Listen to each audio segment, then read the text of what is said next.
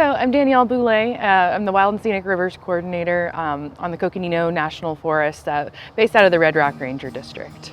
A lot of folks aren't aware that we have 2 Wild and Scenic River designations in the state of Arizona. We are incredibly fortunate to have these resources, and that designation, it's the strongest level of protection that we have in our country to protect the free-flowing condition of these rivers. Our job as land managers is to enhance or protect those river values. The fish and wildlife habitat, the historic and cultural resources that are found within the river corridor, and it's just an immense place to explore and appreciate and protect.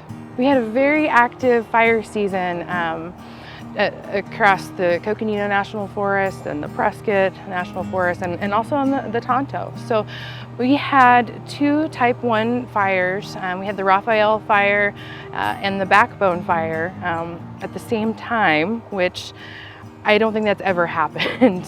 We've never had 2 very large type 1 fires on our district at the same time. Combined with a really active fire season, we had a true monsoon season. So what we are dealing with now is that post-fire flood debris and the impacts from that. And so our current conditions in the river corridor have changed dramatically, both within Fossil Creek, Wild and Scenic River, and in the Verde.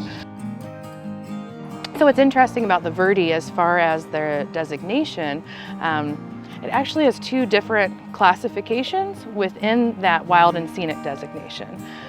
So the scenic section, it's about almost 20 miles, 18 and a half miles.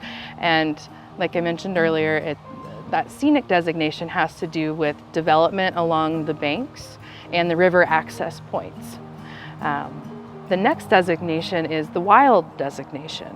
So when you get basically from Child's recreation area downstream to the confluence of Red Creek, which is mostly through the Mazatl Wilderness, which is one of the largest wilderness areas in the state of Arizona, you truly are in a wild stretch of river. The topography changes, vegetation changes. One of my favorite quotes when I just think about river management is, boundaries don't protect rivers, people do. I mean, sure, we have this Wild and Scenic designation, we have this invisible box, that's this boundary line saying, okay, you're in Wild and Scenic or you're not in Wild and Scenic, but really it's our responsibility to be engaged. It's our responsibility as stewards of wild places to do our part every day. I love the Verde River. Yes. Listening to the Verde is brought to you by Friends of the Verde River. Please visit verderiver.org/listening for more videos and resources.